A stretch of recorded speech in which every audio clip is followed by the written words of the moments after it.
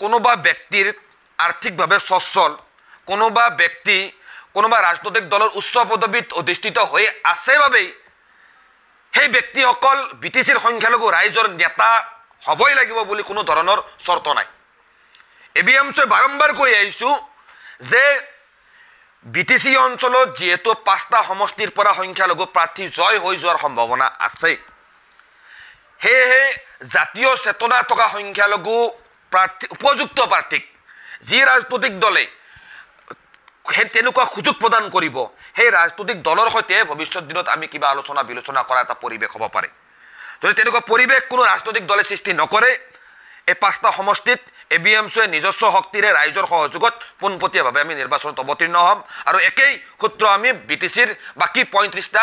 যি সমষ্টি ৰাখিব এই সমষ্টিখিনিতো আমি অৱলম্বন কৰিম মুখ্যমন্ত্ৰী ডক্টৰ হিমন্ত বিশ্ব শৰ্মাই ইতিমধ্যে স্পষ্টকৈ সংবাদ মাধ্যমত কৈছে যে তেখেতৰ পৃষ্ঠপোষকতাতেই শিৱসাগৰত গোলাঘাটত ডিব্ৰুগড়ত চৰাইদেউত তিনিচুকীয়া আদি জিলাত নামনি অসম তথা মধ্য অসমৰ পৰা গৈ সেই ঠাইত কৰ্মৰত হৈ থকা সংখ্যালঘু শ্ৰমিকসকলৰ ওপৰত অত্যাচাৰ হৈছে আচলতে দুৰ্ভাগ্যজনক কথা আজি অসমৰ এই বৰ্তমানৰ সময়খিনি এক ঐতিহাসিকভাৱে এটা কলংকিত সময়লৈকে অসমৰ মুখ্যমন্ত্ৰী ডক্টৰ হিমন্ত বিশ্ব শৰ্মা ডাঙৰীয়াই পৰ্যবেক্ষিত কৰিছে মুখ্যমন্ত্ৰী ডাঙৰীয়াক আমি কোনো বিজেপিৰ দৃষ্টিকোণেৰে চোৱা নাই মুখ্যমন্ত্ৰী ডাঙৰীয়া ডক্টৰ হিমন্ত বিশ্ব শৰ্মা ডাঙৰীয়া নেতৃত্বাধীন বিজেপি দলটোক আমি ভোট দিছোঁ দিয়া নাই সেইটো ডাঙৰ কথা নহয় তেখেতক আমি বিজেপি দৃষ্টিকোণেৰে চোৱা তেখেত অসমৰ নিৰ্বাচিত মুখ্যমন্ত্ৰী তেখেতে শপত লৈছিল যে বিধিৰ দ্বাৰা প্ৰতিষ্ঠিত ব্যৱস্থা তেওঁ ৰক্ষা কৰিব সংবিধান ৰক্ষা কৰিব কোনো পক্ষপাত তেওঁ পালন নকৰে অৰ্থাৎ তেখেতে যিকেইটা শপত বাক্য পাঠ কৰি মুখ্যমন্ত্ৰীৰ আসনত বহিছিল তেখেতৰ কাম কাজৰ দ্বাৰা আজি এই শপত বাক্যৰ প্ৰতিটো শব্দ অৱমাননা কৰা হৈছে আৰু আজিৰ তাৰিখত তেখেতৰ মুখ্যমন্ত্ৰীৰ আসনত বহি থকাৰ কোনো নৈতিক অধিকাৰ নাই আজি দেশৰ সংবিধানৰ আৰ্টিকেল 19 দেশৰ যিকোনো এজন নাগৰিকক দেশৰ যিকোনো ঠাইতে মুকলিভাৱে বিচৰণ কৰাৰ অধিকাৰ প্ৰদান কৰিছে জীৱন জীৱিকা অৰ্জনৰ অধিকাৰ প্ৰদান কৰিছে কিন্তু আজি একাংশ চৰকাৰৰ আশিস পুষ্ট শাসক পক্ষৰ পদলেহনকাৰী ছদ্মবেশী জাতীয় সংগঠনৰ নেতাৰূপী একাংশ ভণ্ড দালালৰ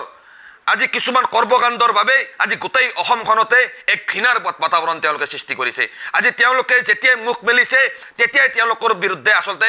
অসম আৰক্ষীয়ে গোচৰ ৰুজু কৰিব পাৰে কিন্তু আজি অসম আৰক্ষীয়ে জনহিত জনসেৱাৰ্থে যি শ্লোগান সেই শ্লোগানৰ সম্পূৰ্ণ তাৎপৰ্য পাহৰি গৈ আজি কেমেৰাৰ সন্মুখত আৰক্ষীৰ সন্মুখত সেই উক্ত জাতীয় সংগঠনৰ নামধাৰী নেতাসকলক মুকলিভাৱে অপৰাধ কৰিবলৈ এৰি দিছে আৰু এয়া সম্পূৰ্ণভাৱে ৰুল অফ লৰ পৰিপন্থী কাম দেশৰ সংবিধানৰ পৰিপন্থী কাম ইয়াৰ বিৰুদ্ধে আমি প্ৰতিবাদ কৰিছোঁ ইয়াৰ বিৰুদ্ধে আন্দোলন চলিব ইয়াৰ বিৰুদ্ধে প্ৰয়োজনত আমি গুৱাহাটী উচ্চ ন্যায়ালয় নহ'লে মহামান্য উচ্চতম ন্যায়ালয়তো দ্বাৰস্থ হ'ব যদি লগা হয় তেতিয়াহ'লে আমি সাজু আছোঁ ইয়াৰ বিৰুদ্ধে সংগ্ৰাম চলিব স্পষ্ট কথা কোনো কাৰণতে কোনো ব্যক্তিক সংবিধানখন ধ্বংস কৰিবলৈ দিয়া নহ'ব তেওঁলোকে সংবিধান ধ্বংসৰ যুঁজত নামিছে আমি সংবিধান ৰক্ষাৰ যুঁজত নামিম